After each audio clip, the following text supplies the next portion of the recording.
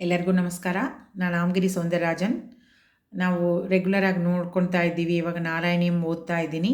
ಆದ್ದರಿಂದ ಕೃಷ್ಣನ ಬಗ್ಗೆ, ಯಾವ ದೇವಸ್ಥಾನಗಳ ಬಗ್ಗೆ ನನ್ನ ಅನುಭವಗಳು, ಅದರಲ್ಲಿ ಇರೋ ಚಿಕ್ಕ ಚಿಕ್ಕ ವಿಷಯಗಳು ತಿಳಿಸೋಣ ಅಂತ ಅಂದ್ಬಿಟ್ಟು ಹೇಳ್ತಾ ಇದ್ದೀನಿ.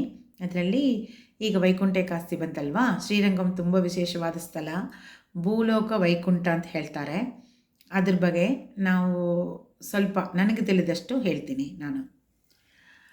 ಅದು ಭೂಲೋಕ ವೈಕುಂಠ ಅಂತ ಹೇಳ್ತಾರಲ್ವ, ವೈಕುಂಠದಲ್ಲಿ ಯಾವ ಥರ 7 ಪ್ರಕಾರಗಳು, ಅದರ ಸುತ್ತಲೂ ಮಧ್ಯದಲ್ಲಿ ಅವರು ಮಹಾವಿಷ್ಣು ಇದ್ದಾರಲ್ವ, ಅದೇ ಥರ ಇಲ್ಲಿನೂ 7 ದೊಡ್ಡ ದೊಡ್ಡ ಪ್ರಕಾರಗಳಿದೆ. ಅದರ ಮಧ್ಯದಲ್ಲಿ ರಂಗನಾಥ ಮಲಗಿದ್ದಾನೆ. ಅದು ಸಪ್ತ ಪ್ರಕಾರಗಳು ಅಂತ ಹೇಳ್ತಾರೆ. ಸಪ್ತ ಪ್ರಕಾರಗಳನ್ನ ಪ್ರದಕ್ಷಿಣೆ ಮಾಡೋದು ತುಂಬ ವಿಶೇಷವಾದ ಒಂದು ಅನುಭವ. ನಾವು ಹಲವಾರು ಬಾರಿ ಮಾಡಿದ್ದೀನಿ ನಾನು. ಅದ್ರ ಬಗ್ಗೆ ನಿಮಗೆ ತಿಳಿಸ್ತೀನಿ.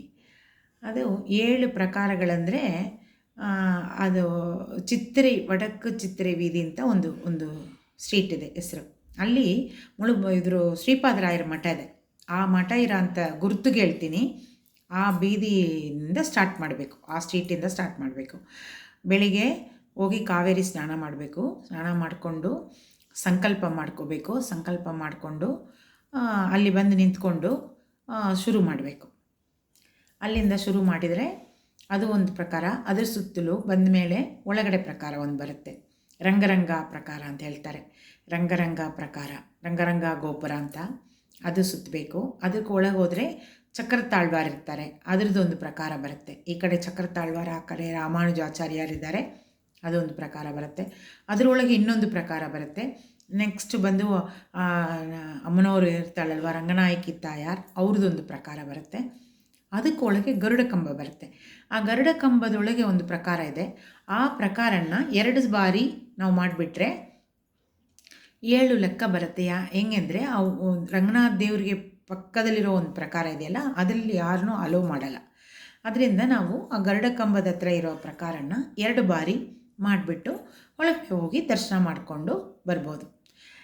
ಈ ನೀವು ಸಪ್ತ ಪ್ರಕಾರ ಮಾಡ್ತೀರಿ, ಆ ಪ್ರದಕ್ಷಿಣೆ ಮಾಡ್ತೀರಿ ಅಂದರೆ ರಂಗನಾಥ ನಿಜವಾಗ್ಲೂ ಒಳ್ಳೆ ದರ್ಶನ ಕೊಡ್ತಾನೆ. ನಮಗೆಲ್ಲ ಹಂಗೆ ಕೊಟ್ಟಿದ್ದಾನೆ. ಅದಕ್ಕೆ ನಾನು ಹೇಳ್ತೀನಿ. ಅದರಲ್ಲಿ ಒಂದು ವಿಶೇಷ ಏನಿದೆ ಅಂದರೆ, ಆ ಗರುಡ ಕಂಬ ಪ್ರದಕ್ಷಿಣೆ ಮಾಡ್ತೀವಲ್ವಾ, ಆವಾಗ ಜಸ್ಟ್ ಬಿಹೈಂಡ್ ದ ಗರುಡ ಕಂಬ, ರಂಗನಾಥ ದೇವರಿಗೆ ಬಿಹೈಂಡ್ ಬ್ಯಾಕ್ ಸೈಡಲ್ಲಿ ಒಂದು ಮಂಟಪ ಮೀನ್ಸ್ ಕಂಬಗಳು, ಒಂದು 4 ಕಂಬ, ಮಧ್ಯದಲ್ಲಿ ಒಂದು ಪದ್ಮ ಇದೆ. ಅದು ಅಲ್ಲಿ ವೈಕುಂಠದಲ್ಲಿ ವಿರಜಾ ನದಿ ಅಂತ ಓಡ್ತಾ ಇರುತ್ತೆ. ಆ ವಿರಜಾ ನದಿ ಇದ್ರ ಕೆಳಗೆ ಹರಿಯುತ್ತೆ ಅಂತ ಪುರಾಣಗಳಲ್ಲಿ ಇದೆ. ನಾವು ಪ್ರದಕ್ಷಿಣೆ ಮಾಡುವಾಗ ಅಲ್ಲಿ ಹೋಗಿ ಅಲ್ಲಿ ಕೆಳಗಡೆ ಬಿದ್ದು ನಮಸ್ಕಾರ ಮಾಡಿ ಅದ್ರ ಮೇಲೆ ತುಳಿಬಾರ್ದು, ಅದ್ರ ಮಧ್ಯದಲ್ಲಿ ಓಡಾಡಬಾರ್ದು. ಆ ಮಂಟಪದಲ್ಲಿ ಸುತ್ತಲೂ 10 ಅವತಾರಗಳು ಇದೆ.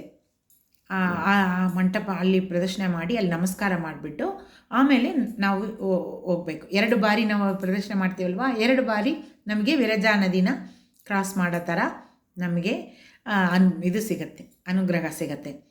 ಯಾಕೆಂದರೆ ನಾವು ನಮ್ಮ ಕಾಲೆಲ್ಲ ಆದಮೇಲೆ ನಾವು ಮೇಲೂ ಹೋಗ್ತೀವಲ್ವಾ, ಅಲ್ಲಿ ಕೇಳ್ತಾರಂತೆ, ನೀನು ಶ್ರೀರಂಗಂ ಹೋಗಿದ್ಯಾ, ಸಪ್ತ ಪ್ರಕಾರ ಮಾಡಿದ್ಯಾ, ವಿರಜಾ ನದಿ ನಮಸ್ಕಾರ ಮಾಡಿದ್ಯಾ ಅಂತ ಕೇಳ್ತಾರಂತೆ.